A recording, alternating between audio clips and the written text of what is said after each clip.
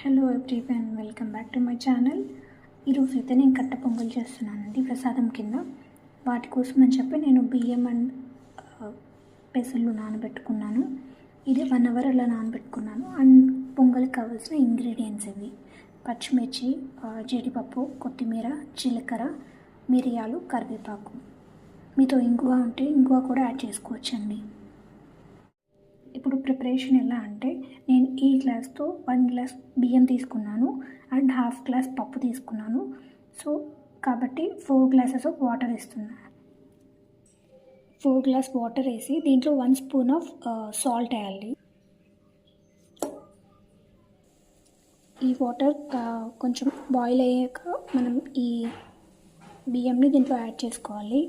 మనకు రైస్ ఉడికేలోపు మనం తర్వాత అయితే వేసేసుకుందాం. దీంట్లో ఒక full spoon of ghee add చేస్తున్నాను.